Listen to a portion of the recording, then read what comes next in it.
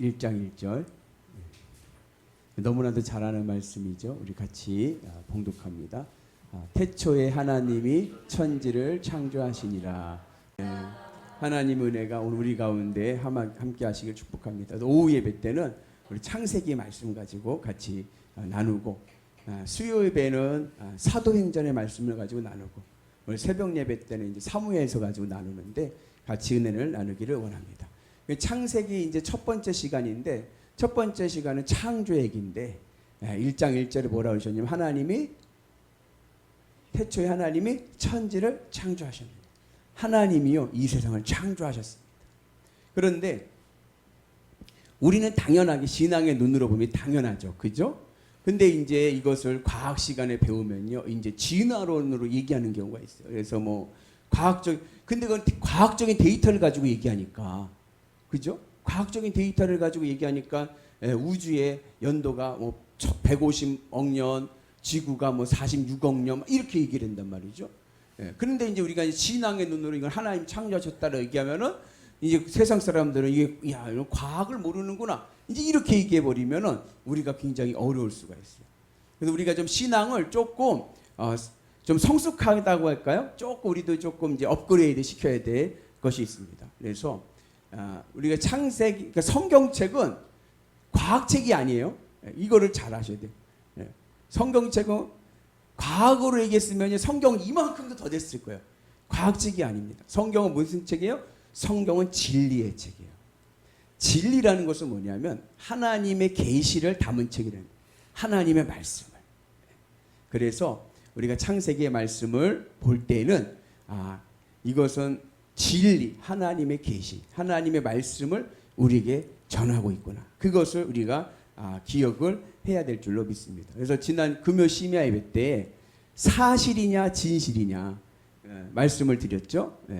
그러니까는 사무엘이 몇 번째 아들입니까? 이새에. 그럴 때 답은 말지예요. 말지, 막내 아들입니다. 사무엘서에서는 다윗이 8번째인데 역대기에서는 7번째 아들이에요. 그럼 누가 맞아요? 누가 맞아요? 금요심야 때, 그렇지, 장로님 역시. 금요심야 때 다 맞는 거예요. 다 맞는 얘기. 근데 이거를 과학의 잣대로 보면은 둘 중에 하나는 틀렸어. 사실로 보면, 실증으로 보면. 그런데 성경은 실증을 이야기하는 게 아닙니다. 성경은 뭘 얘기한다? 진리를 얘기한다.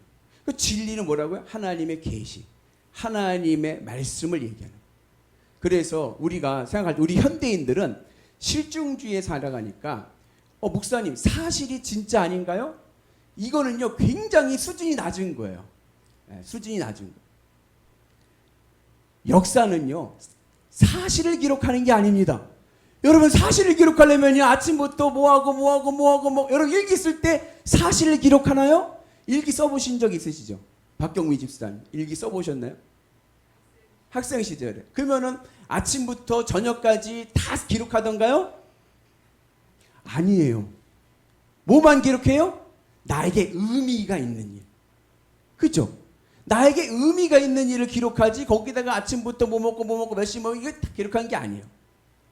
그래서 성경도 마찬가지인 거예요. 성경에 많은 역사가 있지만 그 모든 역사를 다 기록할 수가 없는 거예요. 사실로는. 그럼 뭐만 기록해요? 의미 있는 사건들을 기록하고. 의미 있는 사건들. 그래서 우리가 성경을 읽을 때 중요한 것은 이것을 각 객관적으로 사실적으로 이거를 접근하기보다는 성경은 우리에게 의미, 하나님의 말씀, 진리를 전하기 때문에 그 진리를 이해하는 게 중요하다는 것을 알아야 돼요. 아멘이십니까? 그래서 제가 금요 심야 때 말씀드렸는데 양파를 껍질을 까면은 뭐만 남나요? 뭐만 남아요? 아무것도 없죠. 양파 껍질 까보셨나요? 까면은 아무것도 없는 거예요. 그래서 이제 성경을 연구하는 분들 중에 두 부류가 있어요. 한쪽 부류는 뭐냐면 이 성경을 객관적으로, 고고학적으로, 과학적으로 이거를 이제 증명하려고 하는 분들이 있어요. 그것도 굉장히 가치가 있습니다. 왜냐하면 이 세상의 모든 진리와 온 우주의 법칙은 하나님이 만드셨기 때문에 하나님의 법칙 안에는 과학이라는 것이 있기 때문에 과학적으로 언제든지 증명이 될 수 있습니다. 단 아직 우리가 증명을 못했을 뿐인 거예요. 우리가 그 예를 들어서 그 수학 문제 같은 거 있잖아요. 그러면 세계에서 수학 문제, 미스테리 문제가 있어요.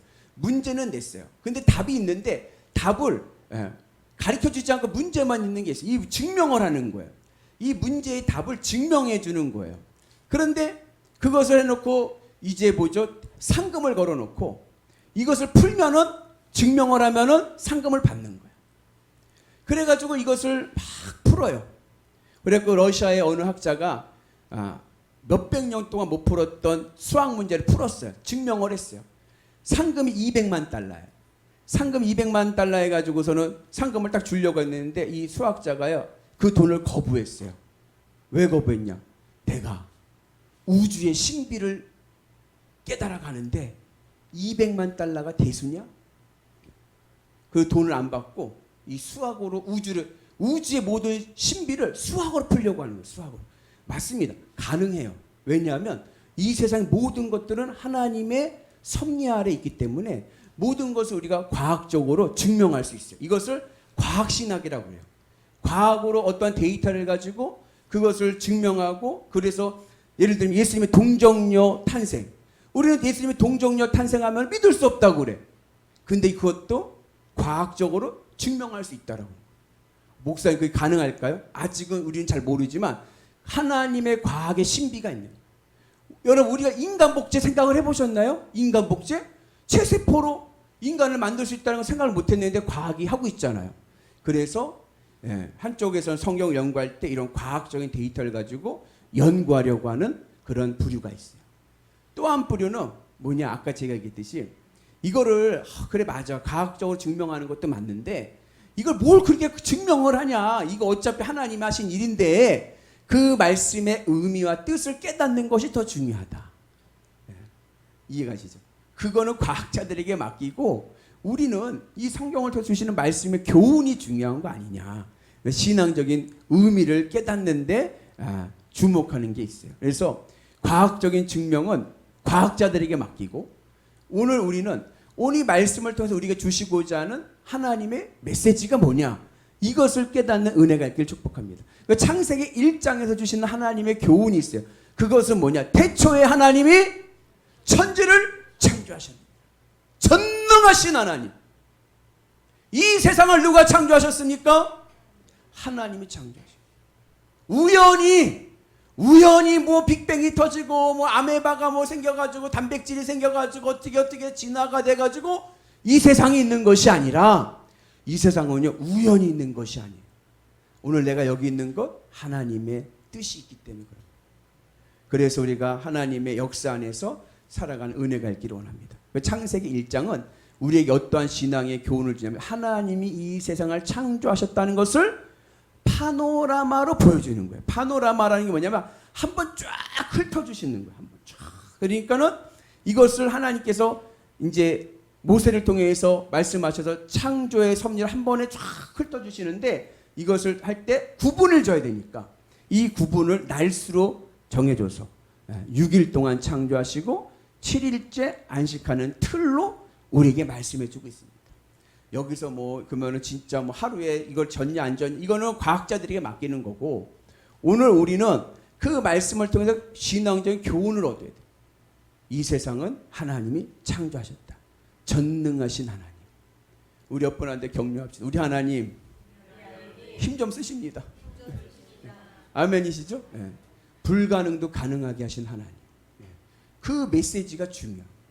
왜냐하면 자꾸만 인간은요 내 이 작은 머리에 하나님을 가둬두려고 그래요. 근데 하나님은 우리 작은 머리에 가둬지지를 않습니다. 이 세상이 다 하나님의 것인데요. 안 되는 게 어디 있어요? 하나님이 하시면 다 되는 거죠. 그것은 과학적으로도 증명할 수 있어요. 다만 우리가 아직 모르기 때문에 그런 거지. 그래서 하나님 이 세상을 창조하시고 하나님 이 땅을 이끌으셨다는 것이 굉장히 중요한 거예요. 왜냐하면 현대인들에게는요 이것을 자꾸 포기하려고 그래요. 그래서 현대 신학에서는 하나님의 속성 중에 큰 두 기둥이 있어요. 그게 뭐냐? 하나는 하나님의 전능성이에요. 하나님의 전능하심. 또 하나가 뭐예요? 하나님의 사랑이신, 하나님의 사랑이에요. 그러면 하나님의 사랑과 하나님의 전능하심. 사랑은 곧 뭐예요? 선이에요. 맞죠? 근데 현실을 보니까 이 현실에 선한 일만 있나요? 악한 일만 있나요? 응? 민주야, 어떠니? 응? 이게 꼭 세상이 선한 것만 같지 않아. 어쩔 때는 악이 세상을 이기는 것 같아. 그죠? 그러다 보니까 현대 신학자들은 하나님은 선하시다, 하나님은 사랑이시니 이 말씀의 명제를 따르면서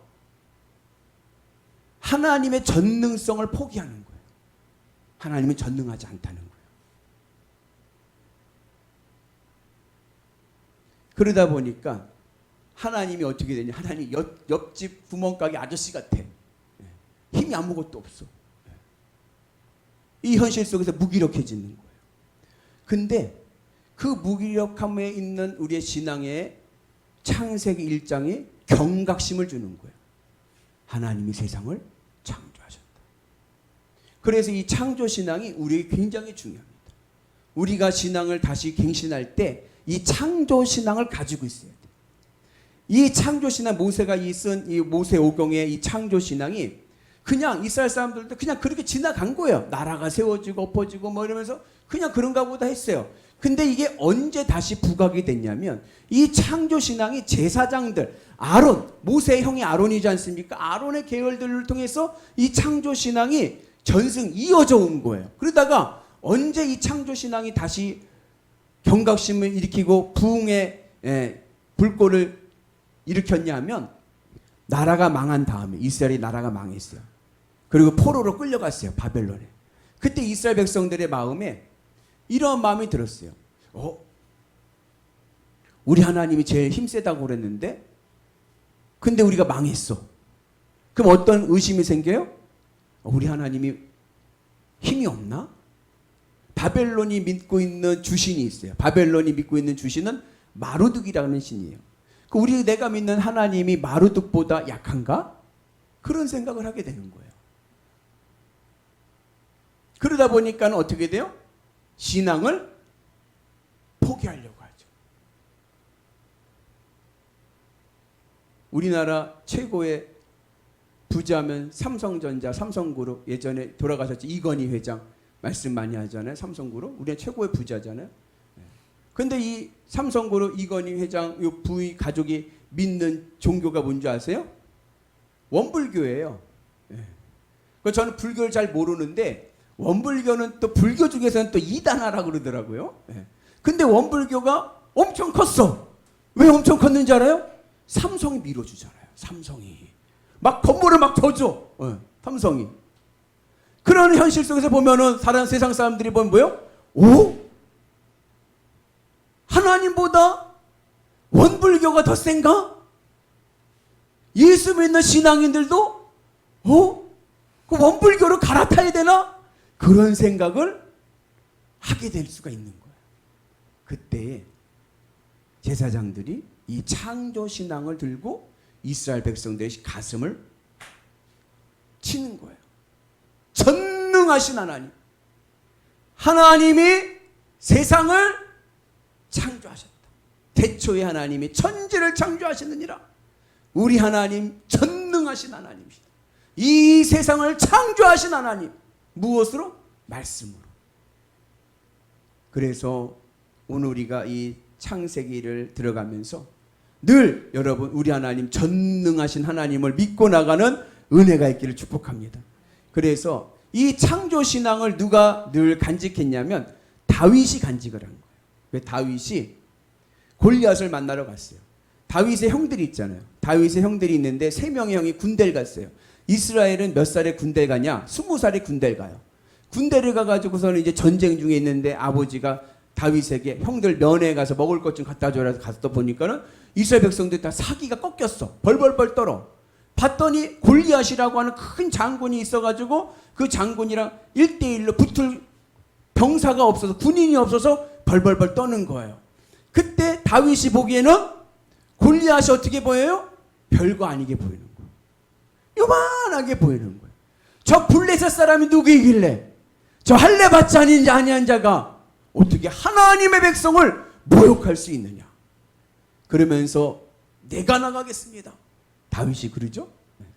그리고서는 다윗이 나갈 때 뭐라고 얘기해요? 너는 칼과 창과 단창으로 나오거니와 나는 만군의 주 여호와 하나님의 이름으로 나가노라. 오늘 장로님 기도하신 것처럼 하나님 앞에서 보니까 골리앗은 아무것도 아니에요. 내 인생에 많은 문제가 있습니다. 어려움이 있습니다. 야, 내가 이것을 극복할 수 있을까? 두렵고 떨릴 때가 있습니다. 내가 그 문제를 보면 두렵지만 하나님 앞에서 그 문제를 보면요, 요만하게 보여요. 담대함이 생기고 승리의 하나님의 기적의 역사를 보게 될 줄로 믿습니다. 그래서 여러분들 하나님의 은혜 안에서 이 전능하신 하나님, 이 세상 하나님이 창조하셨습니다. 이 생명 하나님이 창조하신 생명입니다. 그 믿음을 가지고 날마다 승리하셔서 하늘의 은혜로 승리하시는 거룩한 성도들 되기를 주님의 이름으로 축복합니다. 기죽지 마세요. 우리 하나님 힘 좀 쓰십니다. 늘 가지고 나가면서 누구가 만나든지 우리 하나님 힘 좀 쓰신다. 기도하면 된다. 불가능도 가능하게 하신 하나님, 이 세상을 무에서 유로 창조하신 하나님, 그 믿음으로 승리하시는 위대한 성도들 되시기를 주님의 이름으로 축복합니다.